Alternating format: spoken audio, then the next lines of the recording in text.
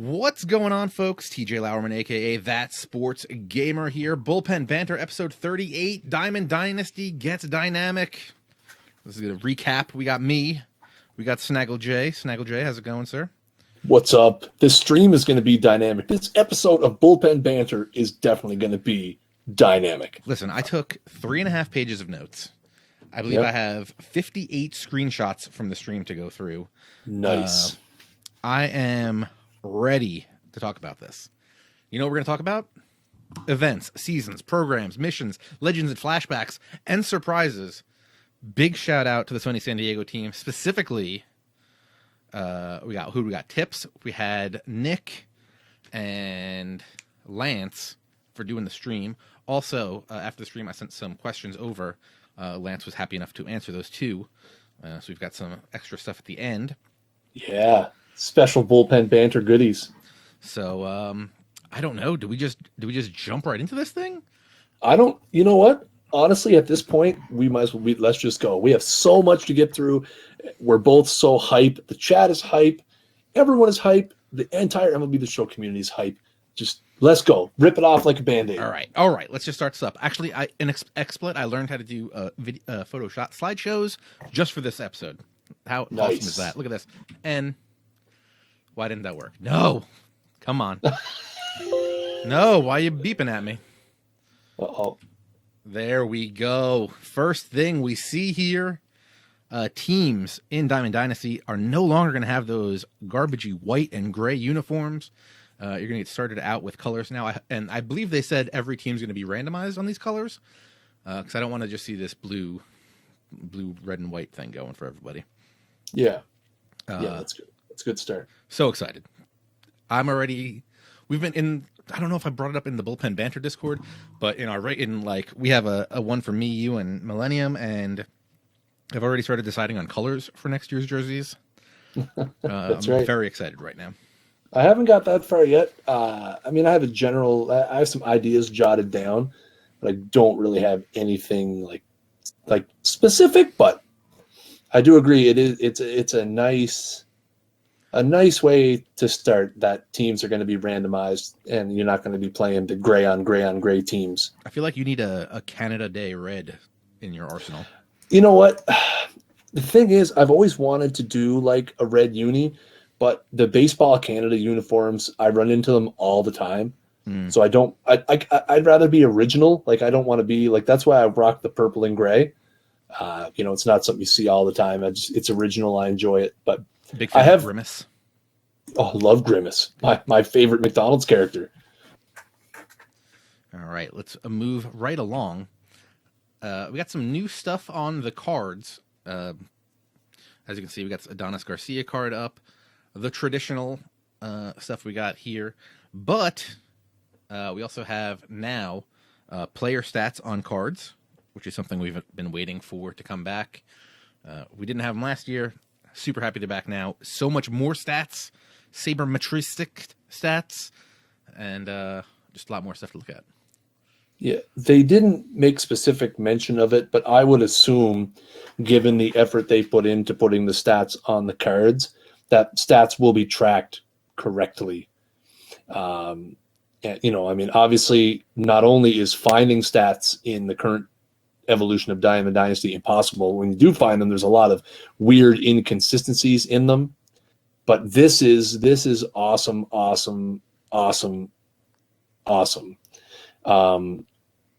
It's going to be so easy. Like, just think, you're trying to make a decision on who your right fielder is going to be. You're on your squad screen. You can pull up their cards right from the squad screen instead of having to go out and go to the player stats tab.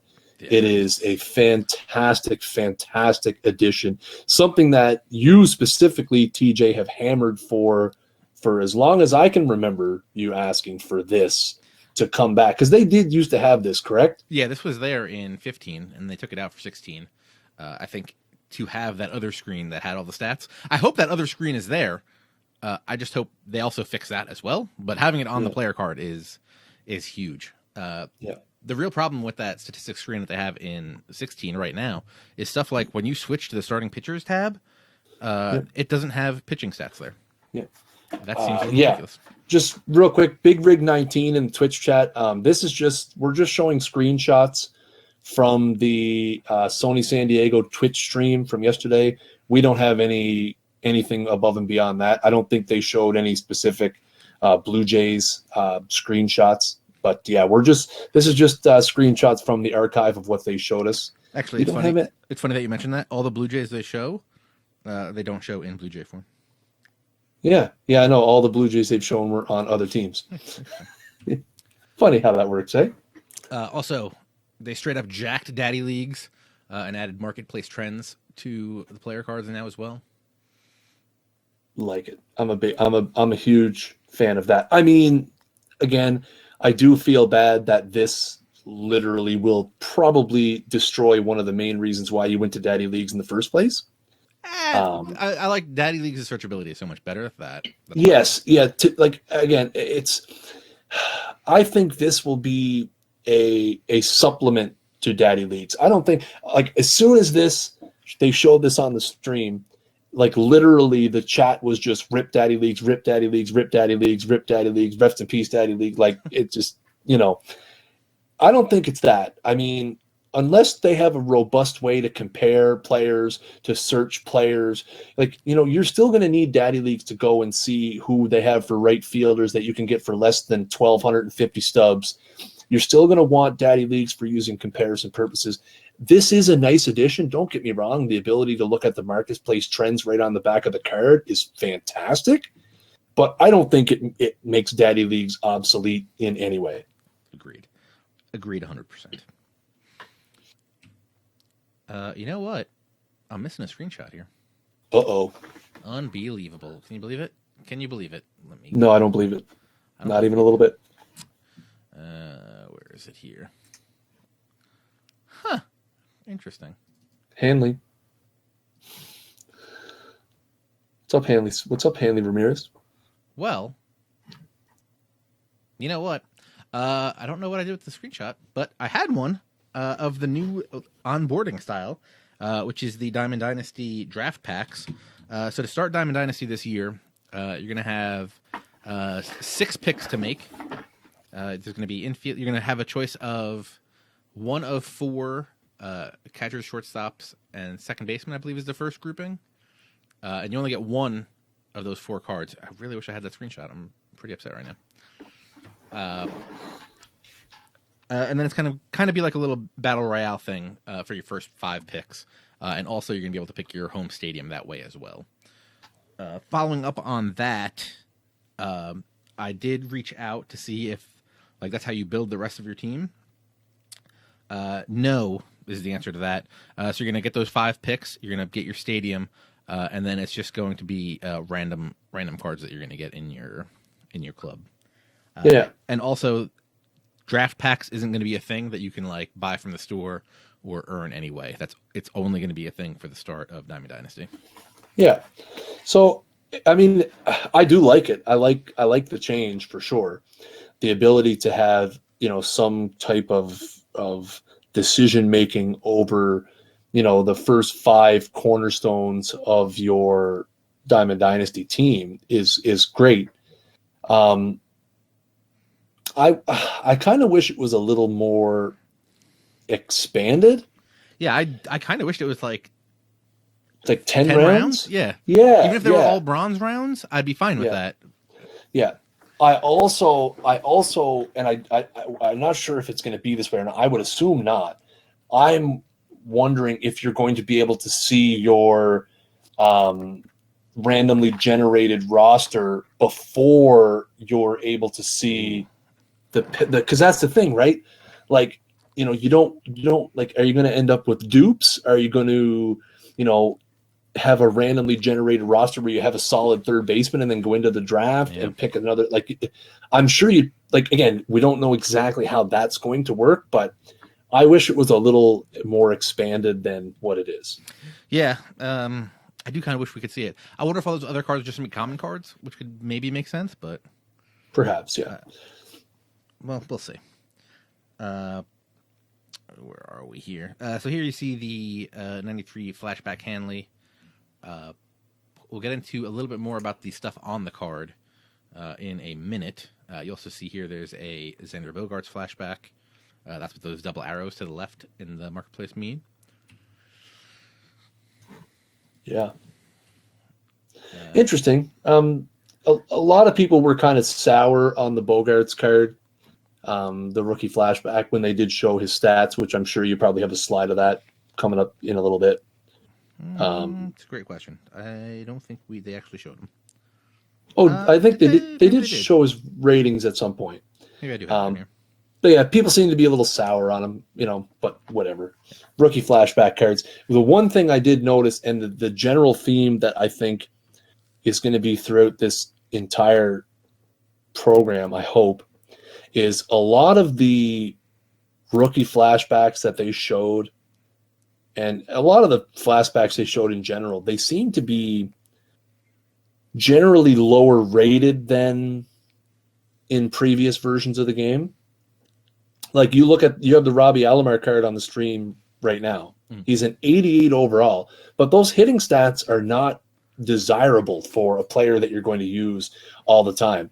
And that just shows you how important the fielding stats are going to be, because that Alomar card with 87 speed and then all 80s fielding attributes is an awesome second base card to have. So it's almost like they retooled the ratings to be a little more fielding appropriate. Mm-hmm. Yeah, this card reminds me a lot about like the kind of like the Ozzie Smith that's out there now in MLB 16.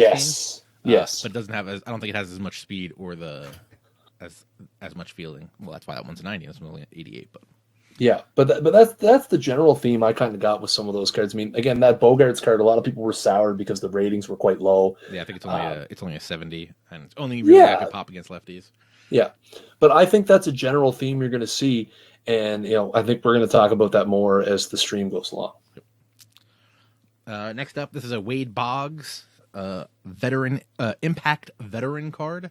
This is from his 40-year-old season in 1998. You can see it's 74 overall, which I do like that now that they are changing up how the Legends and Flashbacks work.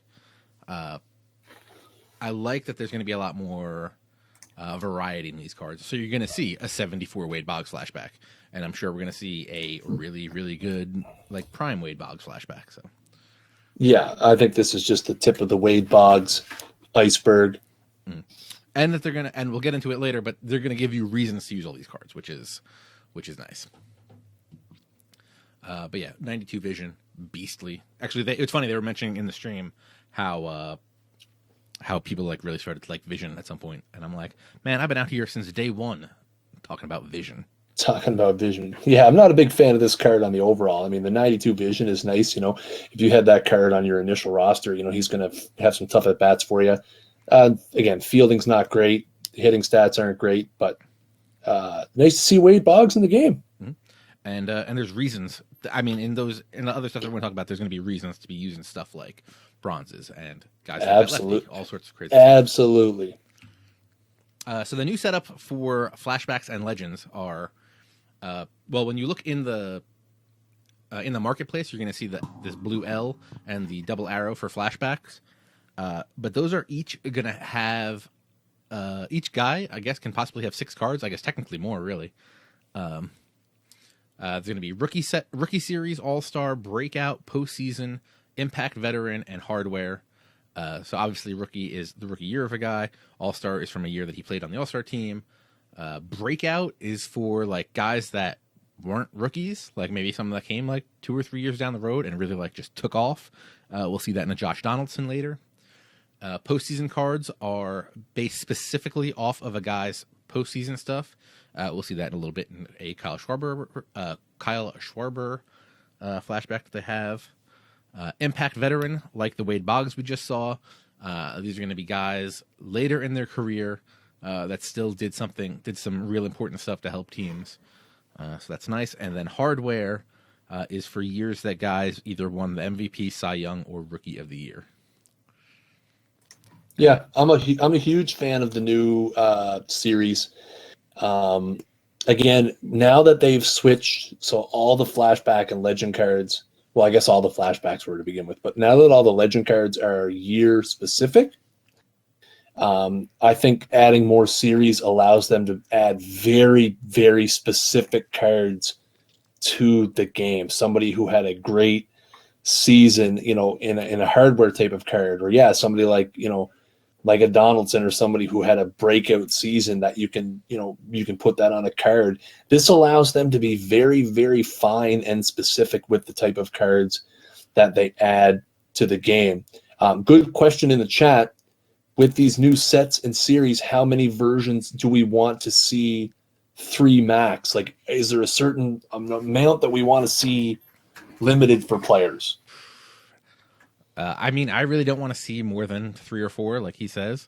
That was a real big problem in Madden the last few years. Some guys were getting, I think I saw this year, there's like 10 Aaron Rodgers cards, 9 Von Millers, 8 of other guys. I think that gets really cloudy.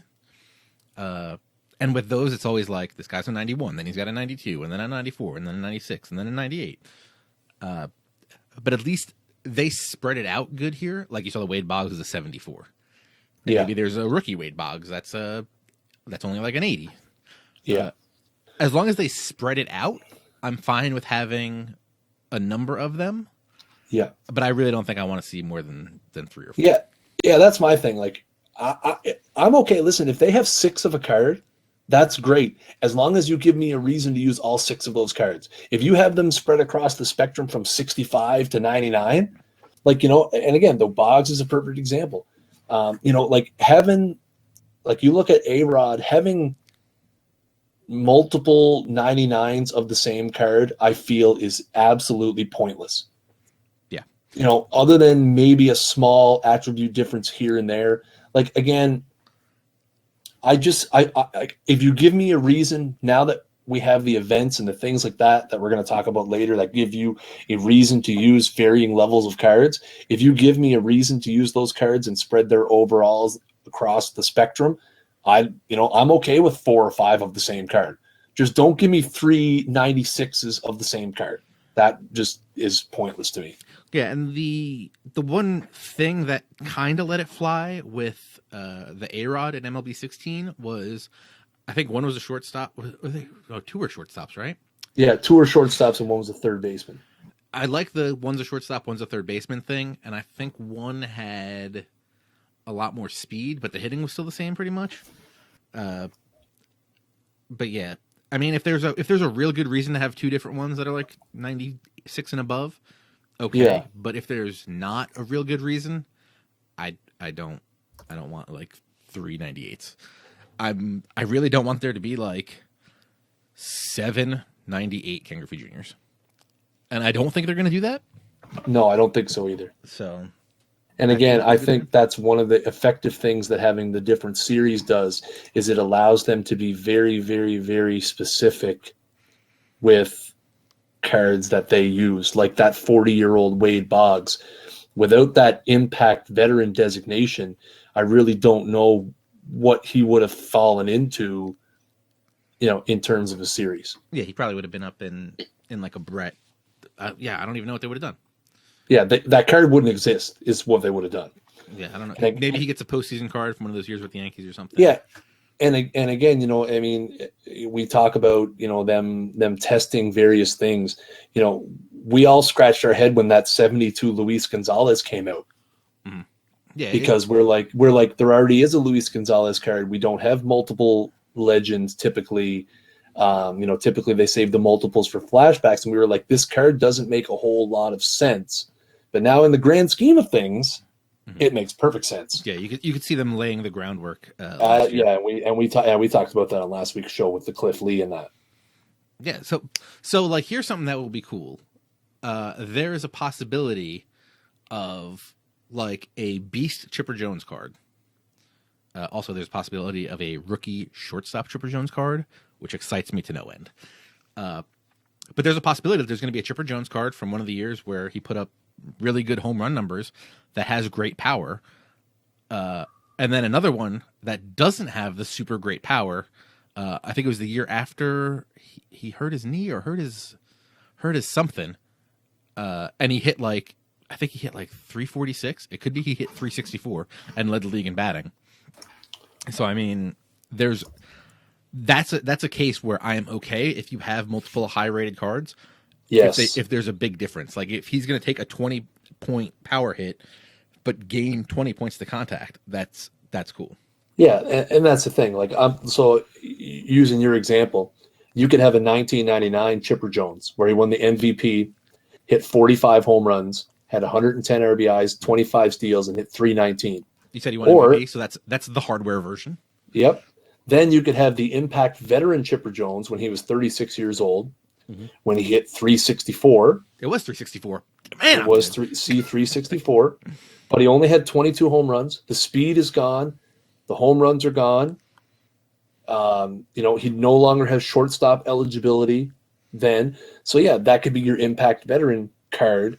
And then, he had a very good rookie season as well. You could have a rookie card. So yeah, again, I agree with that. I'm okay with having, again, doesn't matter. Ratings don't matter that much.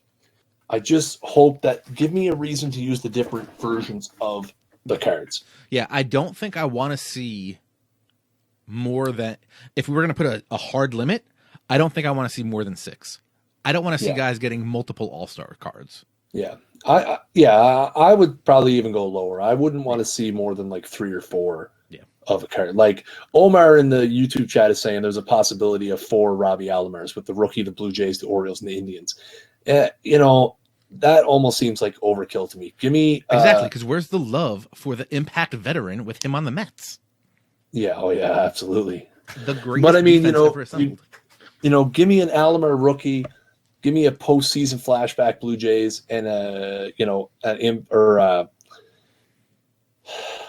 I guess it would just be an all-star Orioles card or something like. Again, there's so many different possibilities with guys, but I just hope they don't overdo it.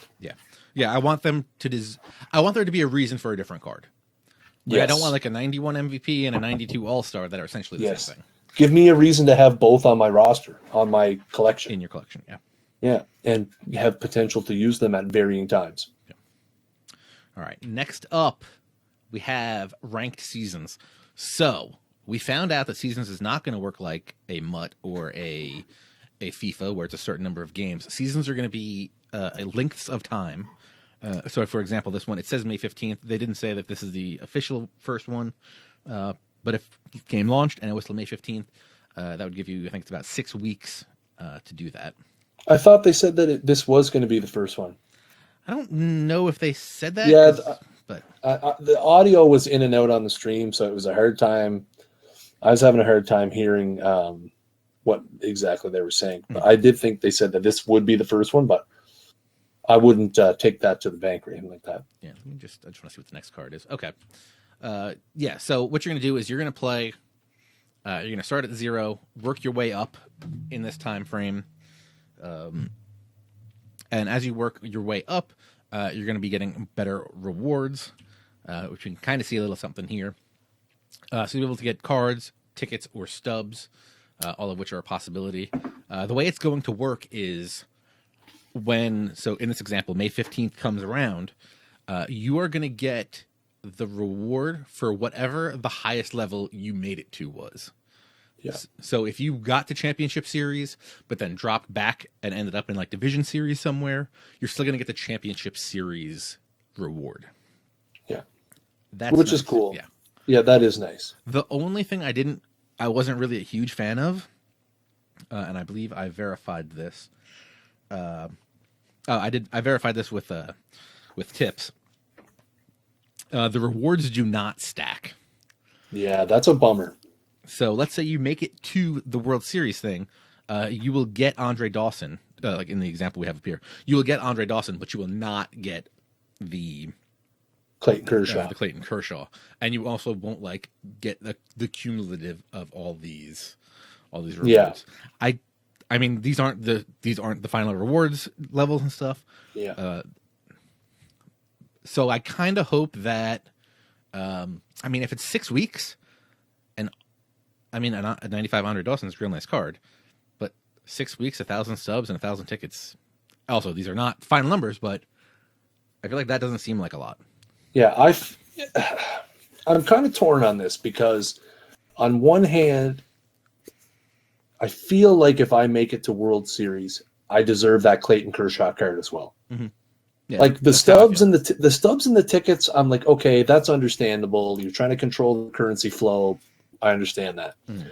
But like, I feel like if I made it past a level that has a card as a reward, I deserve that card as the reward. Now, I'm not going to complain settling for a 95 overall diamond like Andre Dawson versus a 75 overall rookie like Kershaw.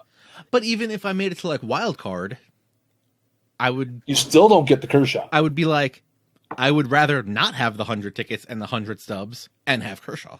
Exactly. So it's like, so then you got to weigh the risk. It's like playing Price is Right or Who Wants to Be a Millionaire. You get into those types of games where, sure, there's better prizes ahead, but you have to go through multiple levels to get there, and there's no guarantee. So are people going to play this up to pennant race and say, you know what, I'm not good enough to get Andre Dawson, so I'm going to stop? And there are going to be, I have talked to people who have specifically voiced that concern and saying, you know what, I don't know if I'm a World Series level player, so I might just get to the Clayton Kershaw and stop. Yeah. And of course, these aren't the final things, so who knows? Wildcard might have, hey, here's 5 packs if you get there, and Division Series could be here's 15 packs. But yeah, and Sartagus, or I'm not sure how to pronounce that, but brings it up in the chat. Every level gets a card. They just have question marks. We don't know that. We don't know if every level has a card. Yeah, they just said they just blanked out those rewards. So yeah, they could be packs. We really could. Yeah, they could be packs. They could be anything. We don't have confirmation that every level will get a card. And I don't remember if they said the rewards were specific here. Like, I don't know if you're gonna be able to get, like in this case, that Andre Dawson somehow else. You know. Yeah. But if you can, and say you already have Andre Dawson, and you could be a World Series player, I would still almost stop at pennant race and be like, okay, well, I got this card that I wasn't going to have anyway.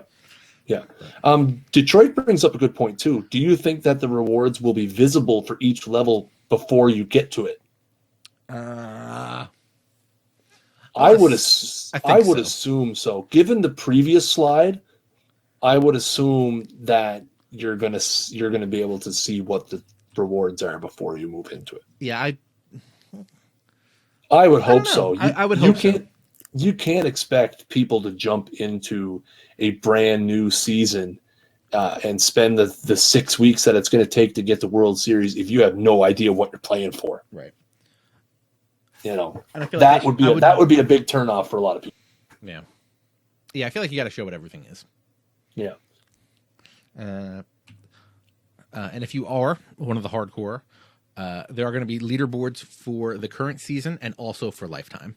Yeah. So even if you get up to World Series, there's still reason to keep playing. You can keep raising your score there. Yeah, and Chase brings that up in the chat, saying plenty of people will play for the lifetime rating too. Yeah. You can definitely not include me in that group. Yeah. I will play. I've already decided I will play the season until I get to the reward level that I want, and then I will move on to things like events and things like that. But that's just me personally, because I mean I'm not in any way a top level MLB The Show player. So lifetime rating to me is not something I'm going to be chasing after. But yeah, the option is there for people who, you know, if you think you're a CB5 of the world or a pitching rebel or one of those guys, then go to it. Yeah. So I was wondering today, like, when a new season comes out, do you just jump in there? Or do you wait like a week and let all the cream of the crop rise up out of there, so that in theory, when you start playing a week later, like let's just say you assume you're going to be, you know, you're going to be in like the division series, maybe like you're going to be like a wild card division series player. Yeah. Do you hop in day one, knowing that you could get matched up with guys like, as you said, CB5 and Pitching Rebel and stuff? Or do you wait a week, let those guys move up, and then you come in and start building your way up? Because you'll probably be playing. I mean, you'll still get some new guys that are good that'll be in spring training, but you will also get guys that have been in spring training for a week. And theoretically, if you are a wild card like Division Series player, you should be able to get through those guys pretty quick. I guess it depends on if the matchup mechanic is similar to what they use now, which we don't know. Looking at the rating scale, it's 0 to 900, correct? 900 is World Series. Hold on. 900 plus is World Series. Yeah, so assuming that they use the similar rating matchup that they use now, where you start with a 100-point spread and you go from there, 50 points on either side of your rating. Conceivably, you're going to be in regular season matching up potentially against pennant race players anyway. I guess it depends how many people are playing the mode. Yeah, I wonder if they're going to try to limit it now that it's like this. I wonder if they're going to try harder to get you in against people that are in yours or like the one above and below. Yeah, maybe you'll wait longer there. That's the thing. Expanding further. The two gigantic variables to your theory of waiting for the top players to move up the ranking is, one, how is the matchup system going to work? And two, is it going to be... I mean, well, here's the thing. You could go out there day one, get the jump on people, and you might be able to bust it all the way to World Series before other World Series players get there. Exactly. It really comes down to that second factor, which is how many people are going to be playing seasons. If there's fewer people than they expect, than their matchup rating was calculated for, you could have some really out of whack matchups, which may either help you when you get to higher rating or hurt you. So that's a big thing too, is how many people are playing seasons will determine what kind of matchups you're getting as well. I feel like it's going to be pretty popular. So I feel like it's going to be pretty popular too. And so Chase saying that, I hope when you get high, it doesn't take forever like it does in BR. I don't think it's going to be like that at all. I don't think it's going to be as difficult to find. I think that you never know. I think when you get to like Division Series, Championship Series, you might be waiting a little longer than normal. Yeah, because like when you get to like 8 or 9 wins right now in BR, you're sitting. Yeah, it's getting difficult. So yeah, I would say maybe like the top 2, top 3. Yeah, you might run into an issue, but again, that comes down to how many people are playing the mode. Yeah. All right. What do we got next here? They did show off the 99 Ken Griffey Jr. card. We will talk about the stats for that later. I don't know if you saw on Twitter how upset I am with this card, right? Yeah, because it's not actually the 1997 card art. Yeah, in 2000, they put out a bunch of Ken Griffey Jr. cards. I assume maybe that's when he went to the Reds? Or he's like right around that time? Oh, maybe because he was around that time. I wonder if this was because did they name him like Player of the Decade or something like that? So I wonder if maybe this is tied into that, or he was like in the top 50 players of the century or something. I wonder if that's why these cards got made. This is from the 2000 Top Series called Magic Moments. There's a bunch of Ken Griffey's. There's one for when he hit 56 home runs, and like there's like 2 or 3 other ones I think. So this card says 1997 on it. It's actually a 2000, which I mean not a big deal, but that's one of those little things that annoys me. But yeah, but it's all good. Makes sense. Next up, they did some gameplay. We're not going to talk about it here, but there was a IGN video that Ramon did talking about the sliders and stuff in the players and the creative player stuff. I only bring it up because if you look, Jake Arrieta has huge forearms. Yeah. There's a forearm slider this year. But also, when pitchers are in the game, you're going to see the actual card art, so you know which Jake Arrieta is on the mound against you. I love that. I love that so much. Yep. Also, the same with batting. When the guys come up, you're going to see the card art, so you know if you're facing the rookie Ken Griffey Jr. or the 99 one as they have here. Granted, right now you could hit up and you can see like their verse right hand, verse left hand stat stuff and figure it out for the most part. But just having it here saves you some time. Also, it saves you going into that menu, which is going to take time away from your pause stuff. So I really like to have that there. Yeah. I'm a huge, so to touch on the first thing, the sculpting of the players, I know we don't want to dwell on it a whole lot. They covered it pretty well in the video that Ramon was part of, but I do think it's a very nice addition. We talked on last week's episode about being able to, with this renewed focus on Road to the Show, which again, we have to wait for the full stream to get more details, but they've obviously said there's going to be a renewed focus on the Road to the Show mode. It's nice to see that they've put effort into being able to make the player more lifelike. With the card art thing, yeah, that's just, anything that can save me 15 seconds over the course of a game, I'm a big fan of. And it seems like a minor addition to have that card art show up like that, but it's just a bit of a time saver. Yeah. And speaking of the card art showing up like that, now in the lineups, or when you're loading into the game, you're going to see the lineups with the card art. And we were wondering if now that you're going to see that, I think a lot of people are going to quit more often. Even when I tweeted out a picture of the lineup screen like that, some people from the Madden team messaged me back saying, yeah, when we did that in MUT, we saw quits jump up a bunch. So I know in 2K, if you back out, there's a timer before how long you can go back in.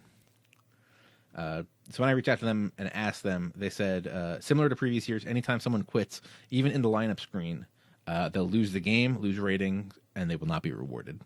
So nothing like a timeout like 2K has, but you will take an L. You're gonna take. Well, if you back out, you're gonna take the L, but you should get the W, I would assume.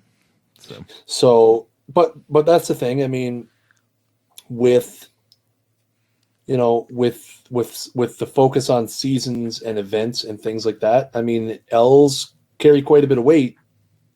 And I know I had speculated maybe some sort of timeout system would be in play, but I think in MLB The Show, L's do carry quite a bit of weight. Events having a limit of 2 L's and L's obviously hurting your rating in the seasons is not good. I personally would have liked to see if they had a lineup screen quit, it count as a double L to your rating. Ooh. But I'm just glad there's going to be some sort of penalty involved. Yeah, because what was it? I think it was 2 years ago. If you quit in the first 3 innings, it just didn't count. Yeah, that's terrible. That was real wonky. But also the servers were extra bad back then. So yeah. Okay, where were we? Saw Griffey. Conquest is back, same as always.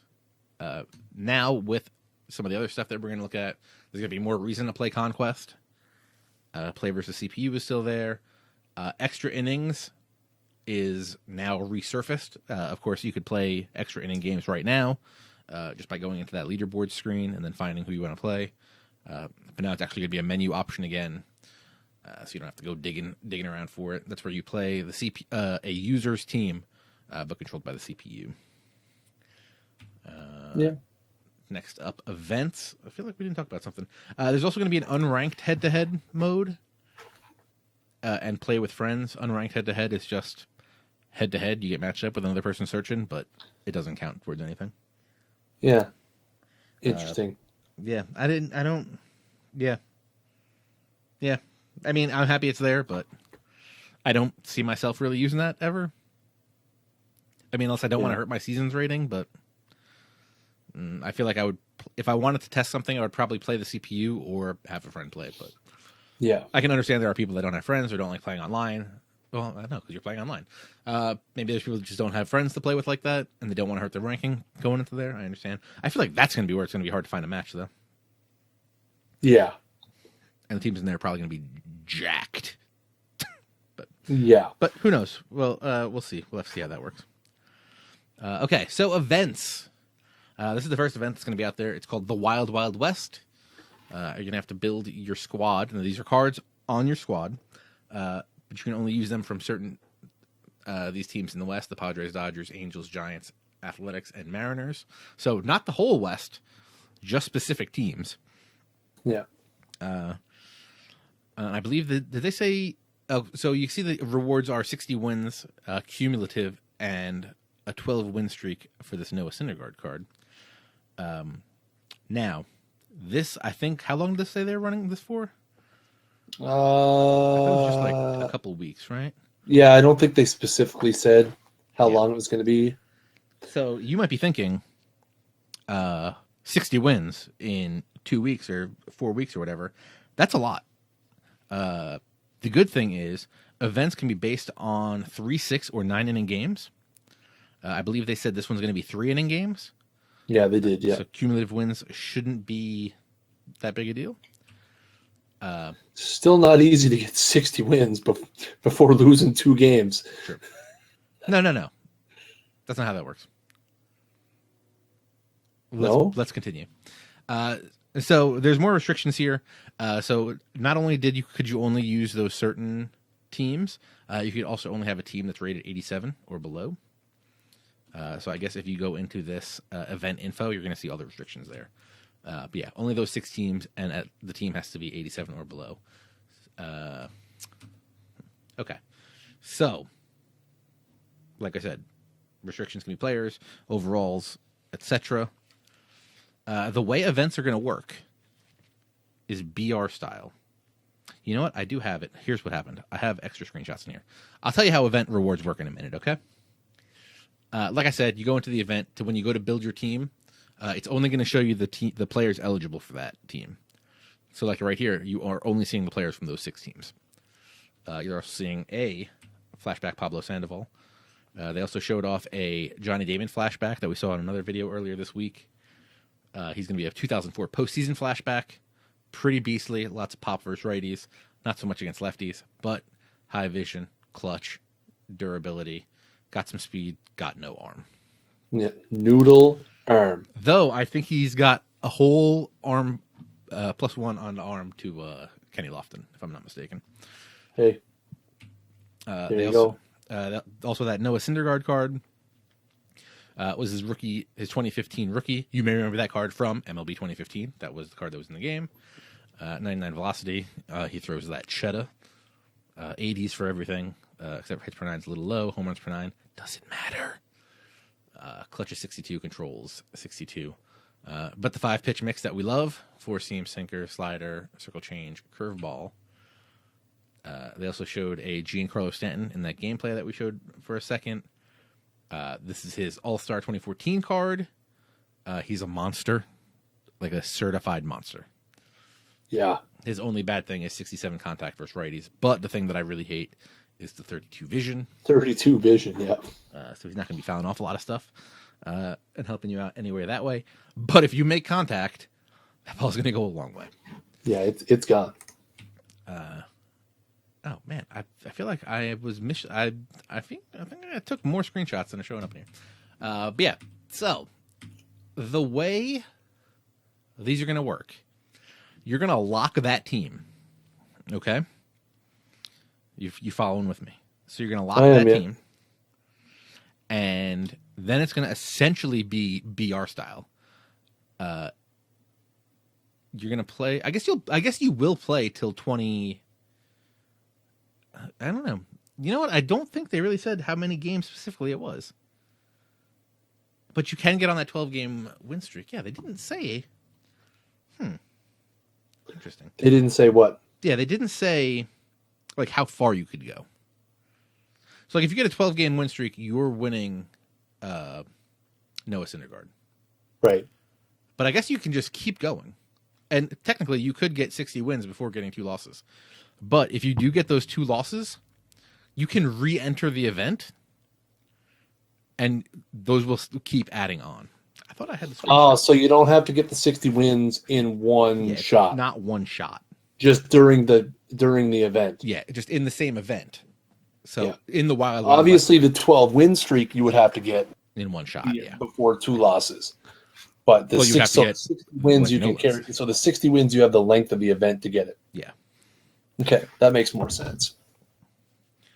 I suppose I never thought of it that way. Yeah. So that's gonna roll over. I thought I had a screenshot of the reward screen, but yeah. So on the reward screen, you'll see a cumulative area, and you will see the win streak area. So you'll have some better knowledge about that. Nice. But theoretically, as Shay says, people won't quit like we are. In theory, because they're still going to be going for that cumulative thing. Weird. I really thought I had. I'm so mad now. What's that? Really LT Dubs says, I didn't know if somebody said something, but it seems in the short gameplay it was broadcast style, not the trimmed down fast style in the DD gameplay. I didn't notice, but that was also a play versus CPU. But it was using their Diamond Dynasty team. Yeah, but when you play against the CPU, can you not use hybrid? Yeah, that's right. When you play against the CPU, you have the choice. Yeah. You can set the broadcast any way you like. There was some wonky stuff in that. I mean, granted, this is still because like Stanton just appeared at the plate, which was weird, but yeah, they've still got some stuff going on. There's still tweaks and fixes and things they're working on. Yeah. So, and maybe they didn't want to show that Giancarlo Stanton thing, so they actually had it programmed to be like that. But maybe. So new missions this year, tons and tons of new missions. Starter missions. This is how the mission screens are going to work. So there's like a mission, collect these 4 pieces of equipment, and you will get what was it? You get cleats in this? I think you get cleats for this one. So you're going to see, rather than this year currently, how you see like 39 of 40, but you don't really know what all the cards are in there. Now when you go into it, you will see the exact cards that the missions require, and you'll be able to click right onto a card, hit View Marketplace, and go straight to the marketplace for that piece that you're missing. Yeah, that's pretty slick. That is huge. That they added that to MUT. I don't remember if it was last year or this year, but that's huge. So if you're like missing an Indian, I would assume if you're missing an Indian, it'll take you straight to the screen of all the Indians, and you can find the one that you're missing and just add them in. Can we talk for a second about how bad I want those cleats? These cleats are pretty dope. I had those cleats when I was 16 and 17 years old. Those exact cleats, the Air Griffey metal. They I saw those cleats. I literally have it typed in my notes, all capital letters, Air Griffey Nike cleats. Can I please?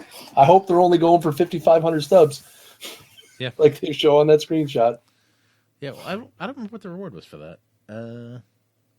A standard pack and some other stuff. So this is the mission. This is the collect mission menu. So that King Griffey Jr. collection was where they got those things. Then there's also going to be time limited stuff. So there's hit for the cycle, and it looks like with these new missions, they're going to have a lot more ability to break down certain things. Like this one you see is hit for the cycle with a 1 player in a game versus CPU. Yeah. So more reasons to play offline, because there's a lot of people that prefer to play offline, and a lot more depth to the missions. And it's not, and it's in one thing, not like how like the Jeter one was like 10 different things. This keeps it all concise in one little thing, which is really nice. Watch out, Yetis! I'm coming after you for that Luis Aparicio card. Yes. I don't remember if they showed. I don't think they showed off the stats to this Luis Aparicio. I don't think they showed off the stats. I think they just we just saw him. Yeah. It's a breakout legend card from 1958. It doesn't say. Yeah. So you see all the stuff here on this image for the hit for the cycle. It says that it's going to be time limited. You can play against the CPU, but it doesn't say at what level it is.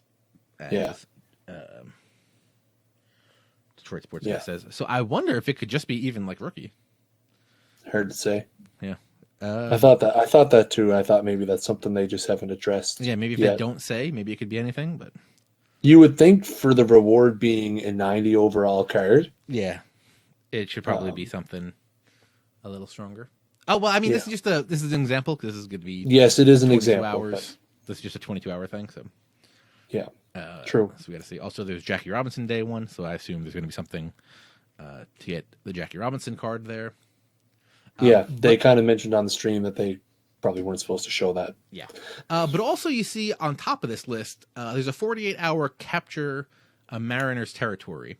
Now, the way I played Conquest last year was I ran through Conquest and got everything. This year, it seems like you might want to slow roll Conquest and wait for stuff to do. Capturing this Mariner's territory, this isn't the stronghold. This is just grabbing one of their territories. So I feel like if there's going to be time-limited missions locked into that stuff, I might just sleep on Conquest until I actually need it for missions. But then I also feel like I need to power through it, assuming they have good rewards for it. I'm very torn right now. Yeah, it's an interesting proposition. Me personally, I didn't play a whole heck of a lot of Conquest. It wasn't really my strategy going into it, which I now regret big time. But definitely having missions like this would make me want to play it more. Yeah, Conquest was really good at the beginning of last year when the servers were still kind of garbage. You were getting a lot of challenge fails. Yes, Conquest was like the only thing that worked, so yeah, you could go in there and do a lot. The thing I disliked about Conquest was that they strategically, and probably for a good reason, put the better rewards further away from where you started. Yeah. So you had to play more of it to get the better cards, which is why I didn't feel like I didn't want to run through 60% of the mode before I got a card that I was actually going to use. Again, because I didn't spend enough time playing Conquest when the game first came out. But if you give me little things like this, little missions that I can do that make Conquest a little more interesting, I would probably be likely to play it a little longer. Yeah, I feel like maybe at the beginning what I will do with Conquest is just kind of like do some kind of like spider thing so that I can just like come back in and be like, okay, I need a Mariner's territory. I have a spider leg that reaches almost there. Just go knock it out for this. Because again, the ones that we've seen so far have not been for strongholds. They've just been for territories. So maybe you just go and take one territory now, and then later on come back and get it when you need it. Yeah, I definitely think there's going to be benefit to, as you said, spider legging your Conquest. Yeah. Heading off in one particular direction is probably not the way that you want to do it. Yeah, and just running through teams. I mean, depending on what the rewards are, maybe, but... yeah, I think I wouldn't be surprised if the rewards are similar to what they were for last year. Yeah, and with the re-ranking, the re-rating of cards, that might be better. Yeah. I mean, so we'll have to see. One thing, I'm going to jump back to events just for one quick second. Sure. One thing that I had that they mentioned was that events will have specific rewards for events, which I think is really cool. Mm-hmm. Again, similar to how BR has specific rewards and Conquest has specific rewards, I'm really happy that events will have specific rewards that you'll only be able to get through events. Just toss that out there. Yeah, but you're going to have to keep playing if you're going to want that Cinderguard, because you ain't getting that. Oh, I ain't winning 12 games. I don't think I've won 12 games. Yeah, I never got that. I never got it in BR. But at least now you'll have like a real team, so there might be a better chance. Yep, agreed. Next up, they have exchange missions, which are going to let you trade in some stuff for some more stuff. So like in this example, you can trade in 5 silver cleats to get Under Armour. What are they? Fancy Under Armour cleats? Yeah, they look a little fancy. I asked them about these. Some of these are going to be repeatable. Not all of them, but some of them will be. Cool. So theoretically, there'll be stuff like dump a bunch of garbage players to get a random better card.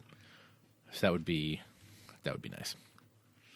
That's I like those red and black New Balance cleats are pretty fire as well. Yeah, they're pretty slick. Those they look like Carlos Santana's a little bit. So, yeah, we'll see. Programs is the new thing this year. I feel like programs is essentially just like a group of missions. Pretty much. I mean, I don't know. I kind of understand why they broke them out, but I feel like they're just like long form missions. But makes sense though. Yeah. It's like long-term goals, basically. So this is the Griffey program. This is how you're going to get that 99 overall Ken Griffey Jr. So as you go through this program, you're going to be able to unlock stuff. So when you get 10% of the program, you're going to get packs and XP and stubs and tickets and stuff. And you'll get cards and stuff in here. So you got the Ken Griffey Senior, a veteran Impact 1983 card, stuff like that, stadiums. But yeah, I like how you get his dad before he gets Safeco Field. Yeah. I was surprised they had his dad on the Yankees. I was expecting a Reds one. But Yeah. we'll see. So they also have a Chris Archer one. This is going to be out at the beginning of the year. And this one, they made it sound like it was pretty quick. This is also how you're going to be able to get that Wade Boggs card in Tropicana Field. So, I mean, I don't know if this is all the missions. I don't think so. But so, like, within the program is going to be missions such as beat the Rays. Yeah. Get wins with rookies. Throw a shutout with Chris Archer. But yeah, they show. Oh, I guess maybe it really is only 4 things. So they just have like the normal mission. Oh, I guess. I mean, they didn't really go through the menu, but I guess in the mission menu, you're also going to see the program stuff. Right. So maybe it's just another way to look at it. I guess it makes sense because this is going to be some of that longer term stuff. But so yeah, like you need to defeat the Rays twice on rookie difficulty versus CPU. Shouldn't be hard. But see, this one could probably manage that. Yeah, but this one specifies that you're playing on rookie difficulty. Yes, so, or higher. Yeah. The next one is tally 9 wins with rookie series starting pitchers. So they actually have to have the green R on their card. Yeah. Mark Mello in the Twitch chat wondering what the major upgrades to Diamond Dynasty are. Should have been here an hour ago. Yeah, we started. We're still going strong though.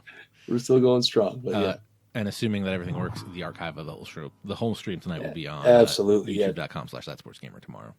Yeah, check the archive for sure because we got a good hour's worth of stuff that we've already talked about. Yeah, we got through the beginning because we're just going through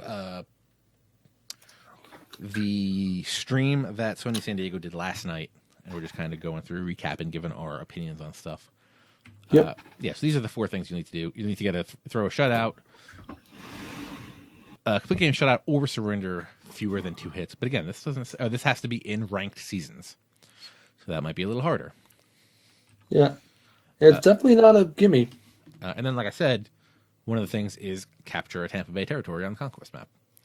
So Conquest is going to be weird this year, I think. It is, yeah. They definitely made it a little stranger. Yeah, so maybe they did it this way specifically to not blow through it because that was the problem last year. You blew through Conquest, you got a 20-pack bundle, and then there was literally no reason to go back and play it. Yeah, exactly. Except to cheap out on some missions because you got pitchers got starts, so you didn't. Or pitchers got wins, and you could get saves easy in there. So it was kind of good for grinding some of those missions. BD, we will get to that in just a minute, I believe. So at when you finish the Diamond program, you will unlock that King Griffey Jr. Also at 90%, I guess you get that cleat. Or no, is that a cleat or is that the ritual item card in a cleat? Remember that was one from this year, I think? That looks like card. That looks like legend in a cleat. Yeah. What else we got here? So, as BD was wondering, Captain Store gone. Now we have ticket counter. Which essentially is Captain Store, pretty much. It seems like. Instead of having just Captain's, with only one set of rewards. Yeah. So now we're gonna have a universal profile. I mean, like we have now, or like we have already. But with the universal profile now, what it go up to 200 how many Captain Stores were there? 5, 6. There were 6. So what? Your universal profile could go up to 300, I guess. Yeah. Because you could go to 50 in each. New universal profiles will go up to 400. First 100 levels are bronze, which is the thing in the bottom left you can't really see here because they covered it up with their logo. But yeah, so the first 100 levels will be bronze, second 100 will be silver, third 100 will be gold, and then diamond. And as you progress through those levels, you'll unlock more stuff here. So you see, like, cards are locked at level 11, and they weren't. I think they were only like level 5 or something like that. Or no, I guess they were level 1 because that level 3 is locked. But yeah, so a lot more cards going to be in here. Some you can buy with subs, some you can buy with tickets, which I don't understand why there's one that you can buy with stubs in here. But whatevs. But yeah, no captain store. Rather than having captain's levels, it's going to be going by your universal profile, which is now going to have 400 levels. And as you level up, you will unlock more stuff in the unlock more cards in the ticket counter to buy. Yeah. I guess this is better. I agree 100% with what AMUD 1989 is saying, that the captain store, well, I don't believe it was trash. That's a little harsh. But if you were looking for upper level cards from the captain store, you really had to try to get all your captains to level 50, because you didn't really know when they did refreshes where they were going to go. But to be fair, the guys that were in the captain store were there for 40 days. So if you had, all your captains to level 30, it's you had 40 days to try to get the rest of the levels. And I do agree it was flawed. But I do think this is in certain regards better because of only having to work towards one tier. Yeah. Now, they haven't really 400 levels is daunting. Yeah. And they haven't really said anything about like, oh, you need to do this for the first 100 levels, or you need to do that for the next 100 levels. So since it's just going to be playing, in theory, you're going to go up faster. Yes. And not have to worry about, I need guys that are 240 pounds or more on my squad so I can earn tickets. Yes. And yeah, and that's another thing. You're going to be earning tickets a lot more this year, apparently. And again, like people saying that, oh my God, 400 levels, like I'm never going to get. Just go look real quick at your captain store and add up all the levels that you are currently. You'd probably be surprised at how high your level actually would be. Yeah. And it would actually probably, and in theory, it would be higher because those captain's levels, the captain's levels were. Yeah, it wouldn't translate the same because you'd have so many lower level, but it would be in the ballpark. Right. I think it would surprise people. It would surprise people what level they're actually in the vicinity of. Yeah, and that was just based off the XP. That didn't have anything to do with the tickets, so that really didn't matter. Yeah, so, exactly. Yeah, I guess you would probably get a good idea, like a pretty good idea, looking at your level now. But BD, we have no idea how the rewards are going to work in Conquest. They didn't mention that at all. Yeah, I would assume they're probably. I would assume it's probably similar. I would assume it's probably similar. Yeah.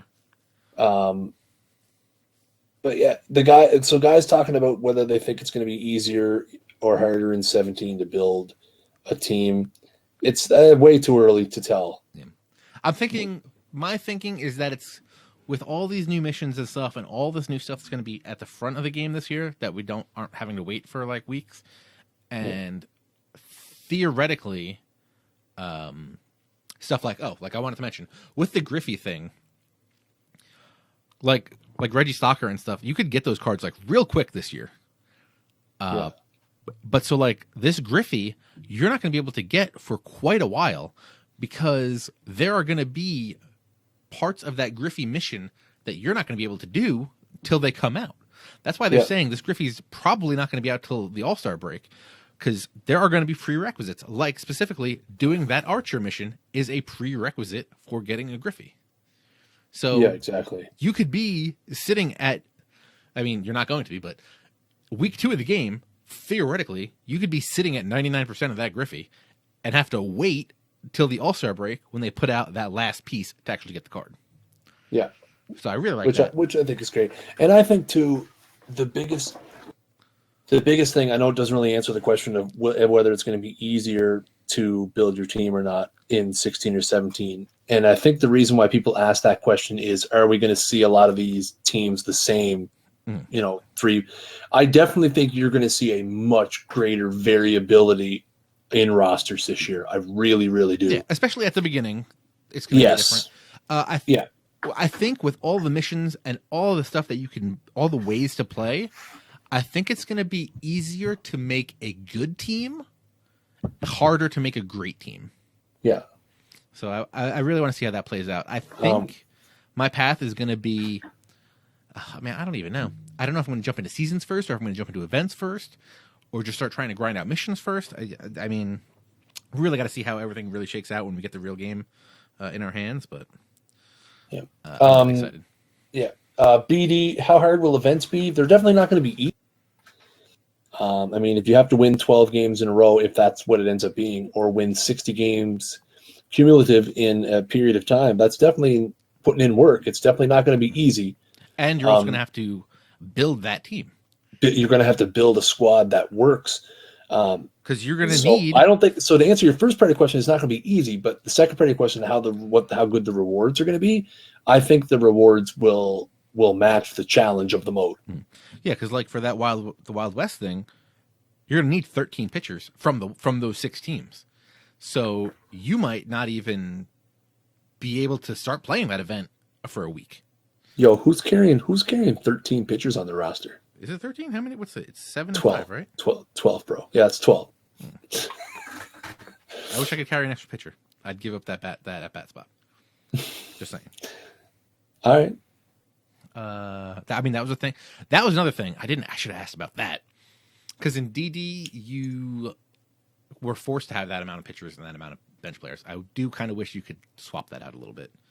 Yeah. Even if you want to carry one less reliever and bring an extra bat just in case, or leave off a bat and bring an extra pitcher. Yeah.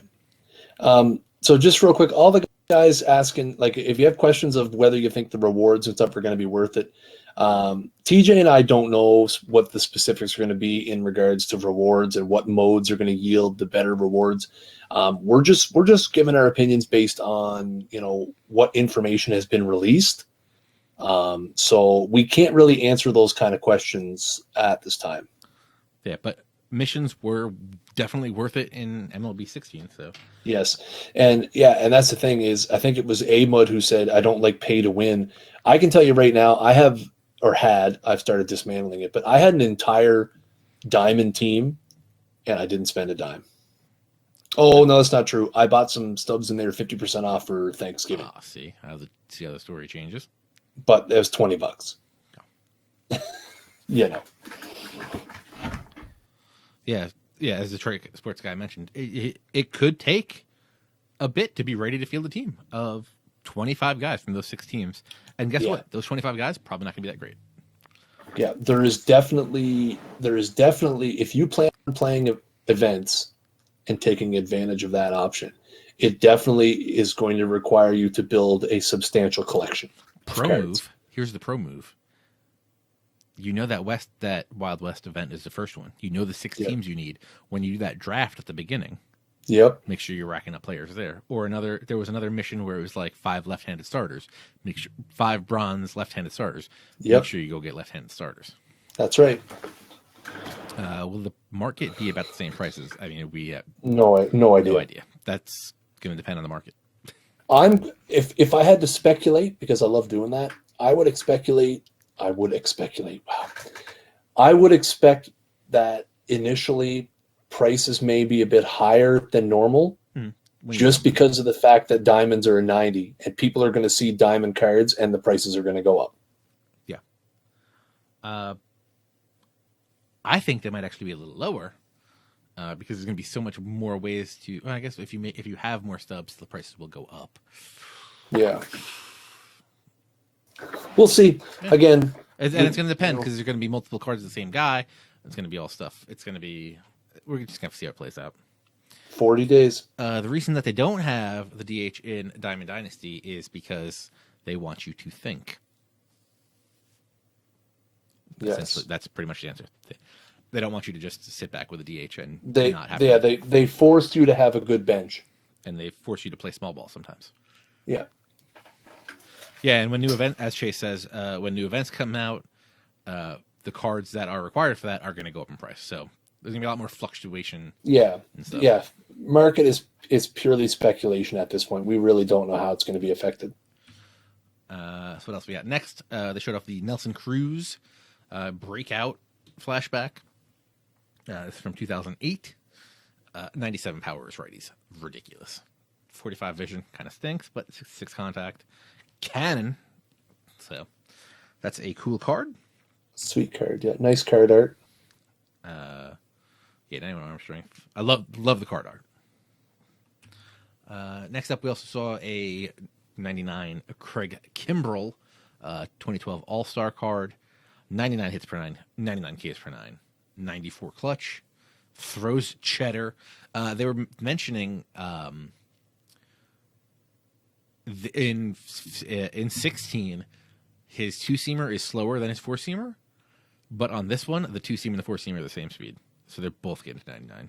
Oh, nice. So with that enough curve, gonna be nasty. They also showed off the 93 Diamond postseason flashback Pablo Sandoval from 2012.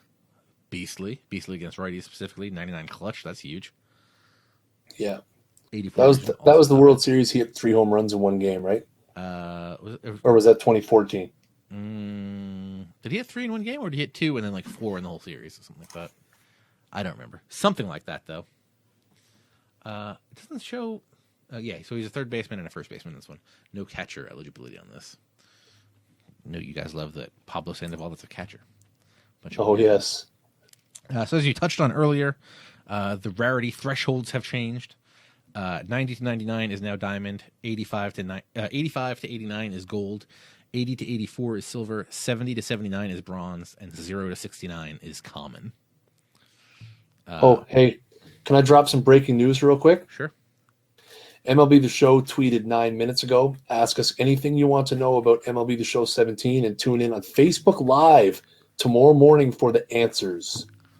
Oh, for Diamond Dynasty? I didn't see it says anything. Anything. I'm just gonna drop that link in the chat. So okay, continue. Hopefully they get Facebook Live working. Let's not go there. Okay. Well, now you threw me off my game. Where are we? You're talking about the ratings. And you only put it into the Twitch chat. You didn't put it into the YouTube chat. I'm doing it. I'm doing it. Just a second. Amateur hour over here. I'm doing it. Just a second, please. Yep, they are definitely listening. So yeah, I'm not really thrilled about this, but I do like that it's much cleaner now. So it's not like a 93 is a diamond and 92 isn't. I do like that. I feel like I would have liked silver to go lower. Yeah. I feel like the 79 bronze is too high. So here's what I wonder. So they redid how the overall ratings are going to work. I wonder how much that's going to affect cards actually having overall changes on a week-to-week basis. So, like... Yeah. Like, let's say you're an 80... Let's say you're an 83 silver right now. Okay? And we're talking MLB 16. And you do pretty good. You might get a 2-point overall boost. But now that boost might only be a point. Or maybe it's not even a point. You know, we've seen some guys where they'll get like, +2 to contact, but it doesn't give them that overall boost. And I believe the quick sell value goes up as you go up level, if I'm not mistaken, right? Yes, correct. So I wonder if it's going to be harder. That's my real thing. I wonder if during the season it's going to be harder for cards to be making overall changes. Yeah, to get big upgrades. Yeah. Yeah, it'll be hard to say. Yeah, and they also completely reworked how relievers and closers work.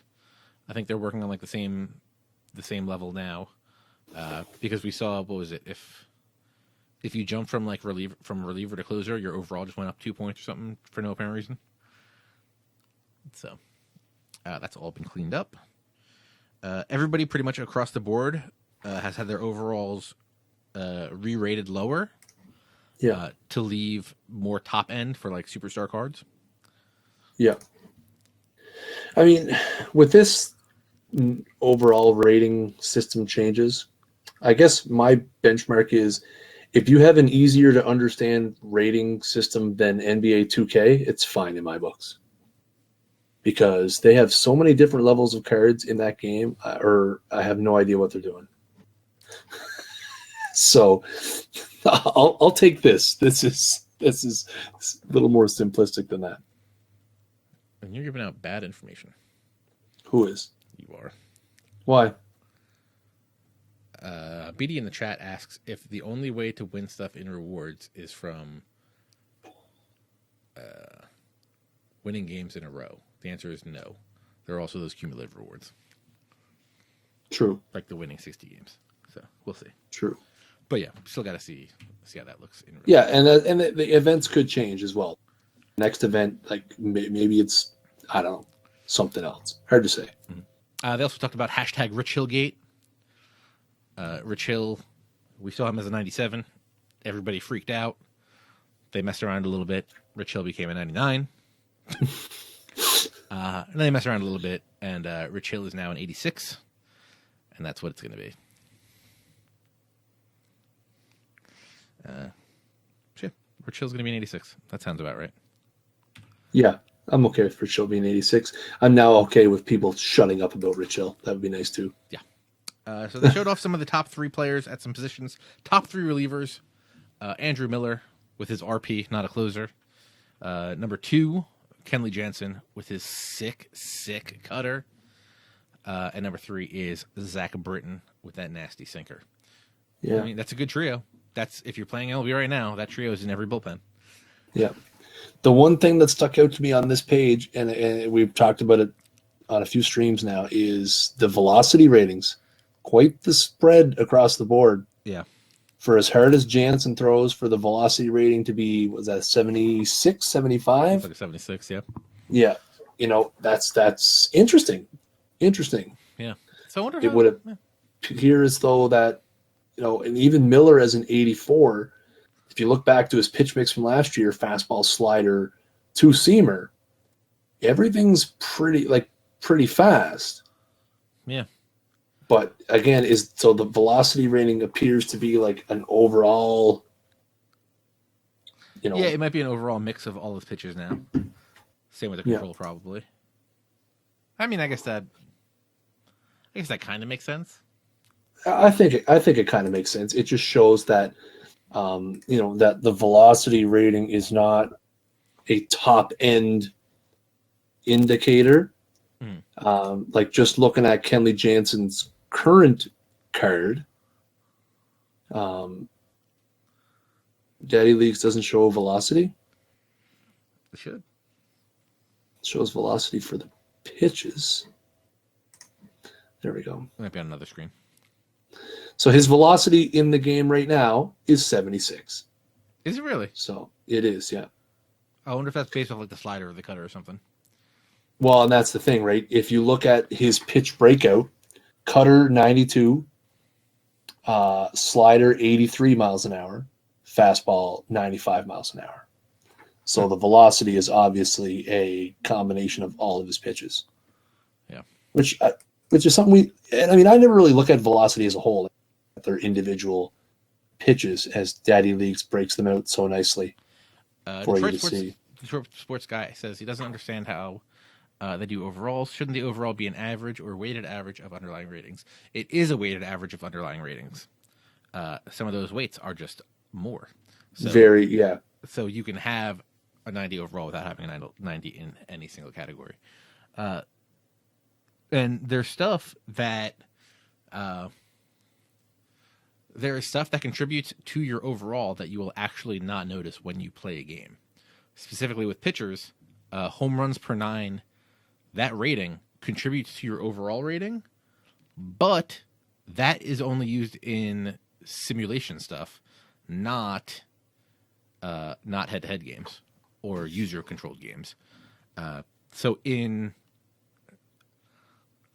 whenever you pitch with Andrew Miller, that 68 home runs per 9 is not going to affect you any way, shape, or form, but it is boosting his overall.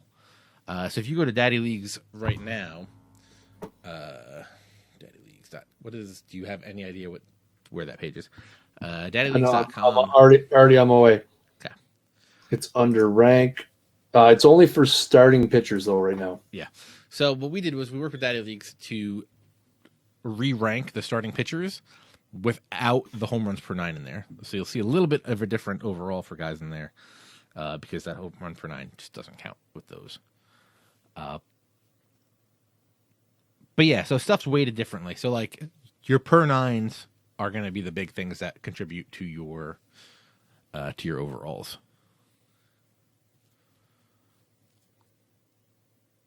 You could be a 90 overall and not have a 90 in any single category. Right, but if you have a 75, but each one of those points counts as 1.5, that's how it works. You also have to think too is that these cards, the ratings on these cards are not based on 2016.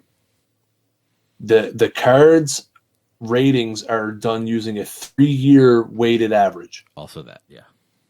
So yes, and again, I do understand that you look at a card and you think, listen, like he doesn't have any attributes in the 90s, although I don't know what card you're talking about specifically. If you have a specific example, I'd love to take a look at it. I don't think there's anyone on the screen that qualifies. Yeah. While it looks a bit fishy, there are certain positions where certain stats are counted as 1.5 times, and rightfully so. There are certain attributes that are more important. What did we figure out? How did we figure out how home runs per nine works against your ERA? Wasn't like the first 14 don't count, but like the 15th, if you have a 15, it counts as one. Or was it like, yes? Was it like yes? Or was it like 40? No, it was starting at 14, and then every 7, and then every 7 points of home runs per nine boosted your overall by 1. Yeah. Yeah, it was weird. Yeah. Some categories are definitely weighted in excess of 1.0. And yeah, Sony San Diego saying they wouldn't give their formula. They're never going to give their formula, because you know what? If they put the formula out there on how this is calculated, it's a no-win situation for them. Yeah. Because people are going to dissect it and just say, this is how you can do it better, this is how you can do better. I don't like that. It's a no-win scenario for them to release that formula. I wouldn't ever consider doing it if I was them either. Yeah. And I think we figured it out was like the 2 years ago doesn't weigh as much as the year before. Yeah. And then the current year kind of weighs a lot, but not, I don't know. I don't know if we ever really got deep into it, but who cares? Let's go. We have more things still to cover. We've been already doing this for an hour and a half. Next up, top 3 outfielders. Mike Trout, still a 99. Come on. You're going to move stuff down. Mike Trout's still going to be 99. I mean, I can live with that. Beast. Yeah, it's all right. Next up, Mookie Betts, the GOAT. I wish they would have showed the Mookie Betts card. I want to see if he still has second base eligibility. He's a beast. Yeah. Yoenis Cespedes, who I can't really hit with, beast. But yeah, like, so Yoenis Cespedes, like how we were talking, Cespedes doesn't have any like 90 overall things. Got a cannon, got fielding. Those things are big, specifically for left fielder. Because again, the overalls also take into account what position you play.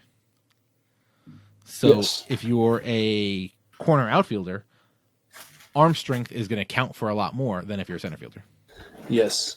And the way that you can see that, I have a little trick. If you want to see what categories are weighted more importantly for outfielders, go look at how they start your base stats in Road to the Show when you pick the different positions.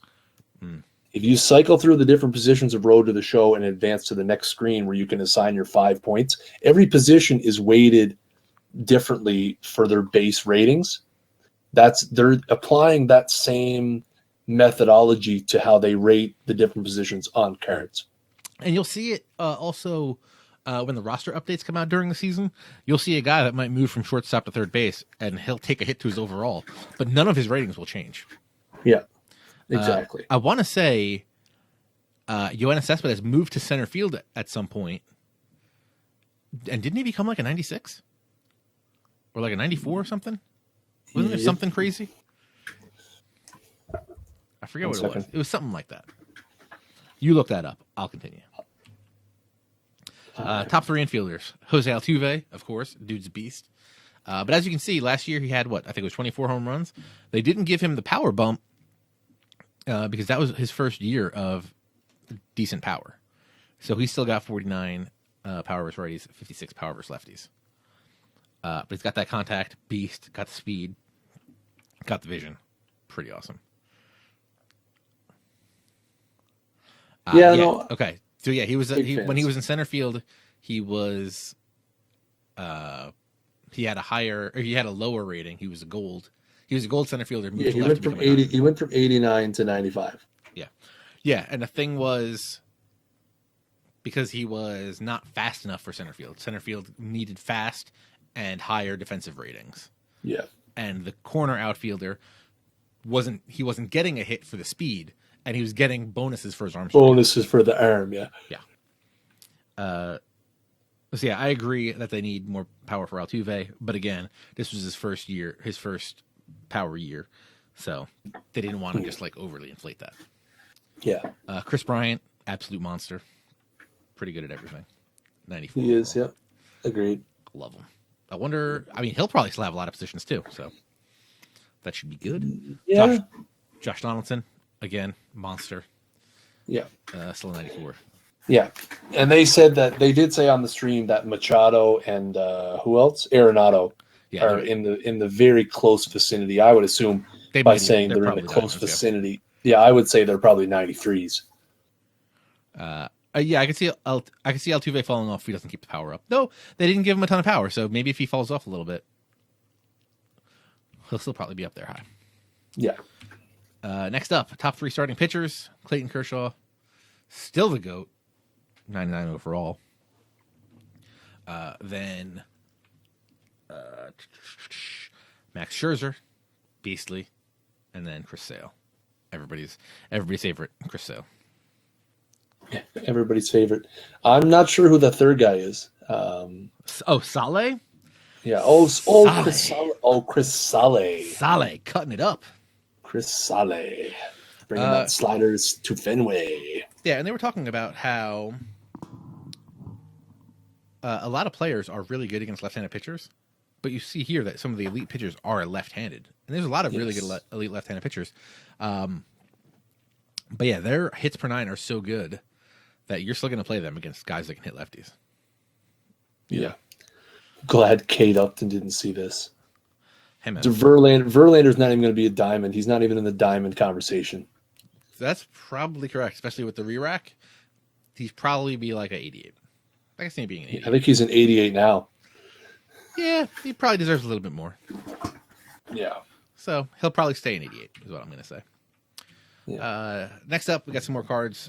They showed Hunter Pence, Impact Veteran, flashback to 2013, durable, reaction, some speed, rakes against lefties. Yeah, I like the fielding arm combo is pretty solid too. Yeah, accuracy, leave some to some to the imagination. Flashback, all-star flashback, Josh Donaldson, crazy power versus lefties. Good fielding stats versus righties. You're probably going to want to platoon him. But see, I feel like this card shouldn't go for that much. And it's an 88. Yeah. I mean, 99 power versus lefties is going to keep the price of this card probably sky high. Yeah, but you're probably not going to use him that much like that way. So, I don't know. It'll be interesting. Yeah, I think early in the season, he's probably, you're probably going to find at bats for him. I think in September he's a bench pinch hitter at best. And the thing is especially with the new bat on ball physics, 53 contact versus righties is just not going to get it done. Yeah. Kyle Schwarber, postseason flashback to 2015. He only played the corner outfield position, so there's no catcher on this card. He absolutely destroys pitching. Yeah, he's actually only he left field, right field, eh? Yep. Yeah, he did not catch in that postseason. Since I think he caught in the regular season, but since these cards are very specific now, he only has that outfield positions because that's all he played in that postseason. Yeah, 34 vision though. It's gonna be tough. He had low vision in this game too. Yeah. So, His vision, not the best. Hanley, rakes, 93 impact veteran, rakes all over the place. All the hits in the 90s. Defense, questionable. Like, I don't even remember if he was a shortstop with the Dodgers. I assume so. Lot of people pumping the tires on this card since they've shown it on the stream. The people throwing the word Pujols around quite a bit. The thing, great card, don't get me wrong. The thing that I'm upset about, he only played 86 games that year. Granted, on fire. Yeah. But this is weird.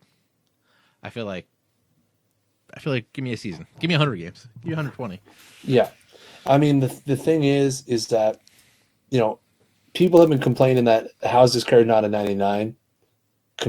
Because you compare the hitting stats to the fielding is the reason why. He plays a prime fielding Pujols position. Plays first base. Yeah. And Hanley plays a prime fielding position, and he does not have the arm strength, the fielding, the accuracy, or the reaction to play it. Yeah. So I feel like this card, you're going to rake with him, but I feel like he's going to kill you in the field. Yeah, definitely. Also, so how we said Schwarber does not have catcher for that postseason. Be on the lookout for guys playing weird positions in some of their postseason cards. I would not be surprised. Like we saw, the Wainwright was a closer this year. I really wouldn't be surprised if we got like a Mad Bum closer card from whatever year he closed. Like where he came in relief that one game. Did he come in relief? 2010? Did he come in relief in 2 games, or he came in relief in 1 game? I can't remember. I think it was 2. It would be kind of crazy if they gave him 2 postseason flashbacks for the same postseason. That would be good. That'd be weird. What's going on, Timber? Here they showed off. This is a live series. Jason Kipnis with IE boosts. Most important thing that I learned from this: IE boosts will now affect only what they actually should. So Jason Kipnis hits good against righties. He's facing a righty that day. All good. No boost for lefties. If you remember last year, you would have the boost to contact versus righties, contact versus lefties, power versus righties, power versus lefties. This year, not happening. Only to the specific ones that it makes up for.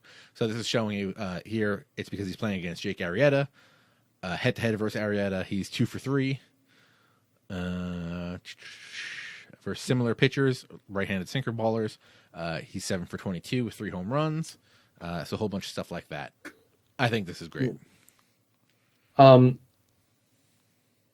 Yeah, no, I'm a huge fan of the reworked IE boost. First of all, only applying to the handedness that they're facing that day, and second of all, a very detailed breakdown of who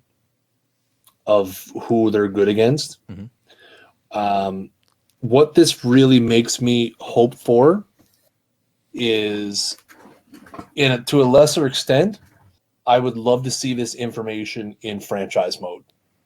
That would be cool too. That would, like, the ability to go and, set your lineup based on the pitcher you're facing that day. And I don't necessarily need their overalls to go up and down in franchise mode. I would just like to see this kind of stuff. The other thing I have a question about is, are you going to be able to see this information on the card during the game? Am I going to be able to go to my 2 best pinch hitters and see which one does better against the guy that's on the mound and make a decision based on that? I know it's not something that they covered. Probably not. Because I don't think you can see the cards in the game anyway, right? No. Yeah. You do see that one rating. It's like verse right, verse left rating. Yeah. So you just got to do your homework before you jump into a game. Yeah. Always got to be doing your homework. Agreed. What else we got here? Create players still in the game. Feed missions and stuff will still be there. And I believe we're up to the last slide. Do you know what the last slide is? A picture of me dressed up as Mojo Rawley. No. The last slide is the attribute 4. 99. Rippy. 97 Junior. Beast card.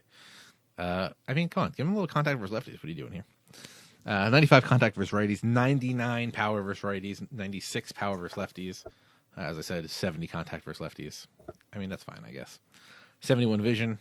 84 discipline. 97 clutch. He can bunt a little bit. He can 95 little, fielding. little cheese. Little cheese. Yeah. 95 fielding, 90 reaction, 80 speed. He's going to be getting to everything. To be fair, he only hit 270 against lefties in 1997. I guess. Did he bunt?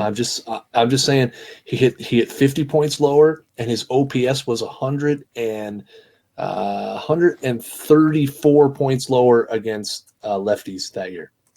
So if you said he's hit 50 points lower, right? So that's why so 2 points of batting average goes to.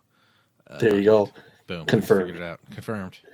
Now, what I don't understand is his slugging percentage was 163 points lower against lefties, yet his power rating is 96 against lefties. So this card totally just makes no sense. Well, here's the problem. His power versus righties is actually 174, but there you go. They could only go to 99. That's right. Okay, there you go. Makes sense. Chase says the Giambi MVP season splits are ridiculous. In a good way or in a bad way? Oh, so he's going to be a monster. I think he hit really good against lefties. Yeah, so he's going to be a monster either way. Yeah, probably. That's like, he'll be like a better Brian McCann. McCann hits them both great. McCann does hit both sides pretty great. Fred McGriff hits both sides pretty good as well. I think that's everything. That's everything I got, right? Yeah. I got no more stuff. We're back to the front, yeah. That was something. An hour and 40 minutes to talk about was it a 60-minute stream about that? I don't even think it was that long. I feel like we did pretty good. I feel like we did a great job of breaking this down. I mean, the thing is that, because people had so many aspirations for what Diamond Dynasty was going to become, there are a lot of unanswered questions. I mean, they obviously can't answer every single new detailed question that we want them to, but the fact that, they responded to you via email that they're doing this Facebook Live thing tomorrow, I feel like they're trying to put a very good effort in to spread as much goodwill information as they can. Yeah, and I know this stream happened at the studio, and Ramon's been out all week, flying around all different places and stuff. So, yeah, a lot was made. A lot was made about the technical difficulties that they had. I don't necessarily think it was all their problem. I know Twitch was very buggy. Yeah, last night I had to do the Out of the Park baseball stream. Yeah, and Twitch would not let me get in. Yeah. So that was great. I was trying to do the Battlefield, our usual Battlefield stream, and it took me 3 tries to get it to come up. Yeah. It kept saying I was broadcasting, but it was showing me as offline. Tried a couple times. I had the stream go down once. I think Twitch is actually semi down right now. It is semi down right now. You cannot log in. You can't log in. You can't request a password change. You can't do other stuff. So, but because of that, that is why you also not only subscribe here on twitch.tv/thatsportsgamer, you also head over to youtube.com/thatsportsgamer and sub there. That's also. Oh my God! Can you believe that I knew the Nightbot command for YouTube? Hey man, you're good. Bullpen That's Banter, that's why I'm the CM, baby. Yeah. I feel like we'll split the whole archive over there, so if you missed anything in the beginning, you can catch up there. Yeah. I really don't feel like we missed anything. If you guys have any questions or anything like that, feel free to hit us up on the Twitter machine, twitter.com/SnaggleJ, twitter.com/thatsportsgamer. If we don't know the answer, we'll do our best to get it for you. Also, what else? You can also ask us in the Bullpen Banter Discord server that we have, talking about MLB The Show all the time over there. Yeah, jump in. Snaggle J's got his question of the day every morning. That's right. We talk MLB The Show all the time. Come by, hang out. If you got lineup questions, if you just want to chat, about who your favorite player is, we always have questions of the day and things like that, ongoing discussion. So make sure you jump in the Discord. And yeah, just jump into the Bullpen Banter community. Let me pull this up. The next stream, well, I guess they're doing that Facebook live stream tomorrow morning. The next stream they're doing is the 23rd, the Little Things Deep Dive. What day is that? That's It's a Thursday. Yeah. So let's just say, assuming nothing new comes out, we will not do a Bullpen Banter on Monday. Maybe me and you will come on Friday and talk about what happened there. Sorry, I'm laughing at Detroit's comment. Definitely don't tell anyone in the Discord that you hit from the broadcast camera. It's overrated. I'll save you from getting banned, but I can't save you from the humiliation. Yeah, so they got a bunch more streams coming up. Very excited to see all that stuff. As we said, follow us on Twitter @ThatSportsGamer, @SnaggleJ. There's also our Twitch channels and YouTube channels. You can hit those buttons there. Instagram.com/ThatSportsGamer. I put up some pictures sometimes. That's right. I don't know. I think that's it. Anything else? That's it. No, I think we covered it all. Yeah. So thank you guys for watching. Hope you liked it. If you did, let us know, I guess. Somehow. Just be like, hey, I like that video. Oh, you can do that on YouTube. There's a whole button dedicated to that on YouTube. All right.